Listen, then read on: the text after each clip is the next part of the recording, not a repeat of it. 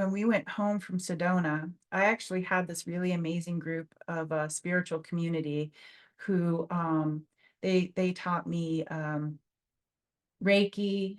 They also told me how to do this thing called Shinrai healing that they had come up with, where one person does the psychic readings and the other person does the Reiki on a client.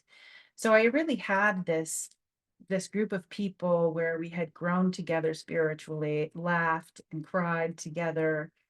And so when I went home, I had this really great group of people to tell me what they were feeling, how they were feeling when this language came through. And we found that it had healing properties when used. So that's what I did. I practiced and I did all of that. And so the things that I learned was when we came home, it also came with sign language too. And so my husband and I tried to do this deep dive into it. Sounded in the beginning, it sounded more Native American, and then it started to change. It was more like sometimes it was Asian, sometimes it didn't sound like a spoken language. Maybe it was like just um, toning or different pitches and frequencies, and so it changed. And so we did this deep dive trying to figure out like what language was this, like what Native American language is this, and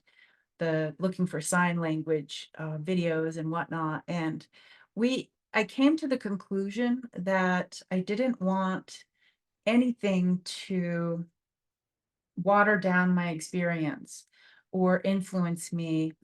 This is something that emerged, um, and if I did happen to find the needle in the haystack and find out what this was, or ask other psychics what it was, then it's almost like one, if it had been like a language that was somebody knew about here and now, that um, it might have gotten diluted throughout the ages. And so I just really wanted this experience to be authentic and not be influenced by others. And so I just had to be like, I don't know and I don't need to know, which is one of my favorite things that Dr. Michael Smith at the Empath Academy taught me, um, is I don't know and I don't need to know. You don't have to Google everything, although I try. I try to Google everything. But it was really interesting how this language came through with um, like grief, um, shame, grief, and abandonment, I would say. Um, and the going back to the beginning when I was leaving my house and not being ready to leave my home and um, thinking about I mean, I can't know what the Native Americans were thinking when they were kind of like scraped off of their land and everything they know. And they going into the unknown and not being prepared and not being ready and leaving what you know and you have no control over it. That was the beginning of my 2015. And so yeah, it's all very interesting. So there's a new story. There's a new story that just happened in Sedona. So here we are in 2025, and that's going to be a story for another day. But I thought I would get this out there. I've tried to write it several times for my website, but it's just easier to talk through it. If you have any questions, you can go ahead and ask questions and I'll try to answer them for you. One thing I did discover with my language is that it's custom and that it depends on like who comes in for like a meditation or who's a client or this or that. And because I did use it with some of my spiritual community family, we did Karen Salinger, this amazing psychic medium, does sound bowls. So she would do the sound bath, and then our other friends would do Reiki, and then I would do the language in Reiki. So that's when I found out that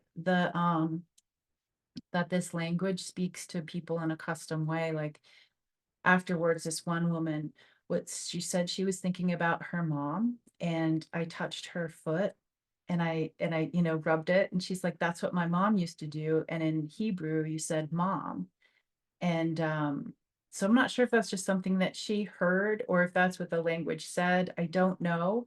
Another time, from the same group, Wendy, she she had some friends come from Hawaii, some family members come from Hawaii, and we were doing just playing around with spirit. And in my language, I said in Hawaiian, "Are you ready now?"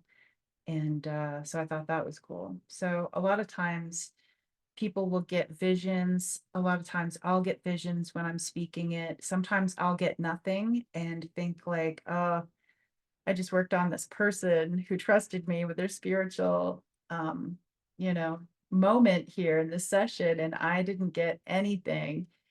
And then they got it all. They got the whole story. It wasn't for me to know. But so that's the story of finding Tutah, having it emerge and playing with it, just being really playful. And um, that's what I recommend with people who have what they call a light language, soul language, heart language. Long story short, with my heart, I ended up getting cryoablation. We went through lots of testing, lots of different medicine, and that worked for me. And I haven't had any. I'll get palpitations now and then, but no, it's all settled, all gone. So look for the second story. It's called Sedona Secret, and uh, I've been sitting on the secret for a little while. It's emotional, and the retreat that I went to, filled with the most amazing people that were teaching it and the people that came. And yeah, crazy stuff. But thank you for listening to my story. And I do have a website. It's www.tutahspeaks.com. There you can schedule sessions, you can ask questions. Um, it has the link to all the things I do. On YouTube, I'm called Tutah Speaks. And then all the social media, it's Tutah Speaks. But so there's free things out there that you can watch or listen to. You just find it through my website.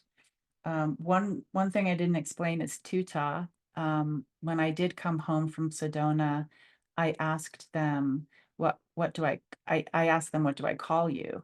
Or I asked it, what do I call you? And they said that in a way they don't really have a name, but if I wanted to, I could call them Tutah, because that there's more than one teacher, and that means teacher. They're just going to show me how to use this, and be my to be my support spirit beings or spirit energy. So that's what Tutah means. And so thank you for watching, and I hope you have a beautiful day.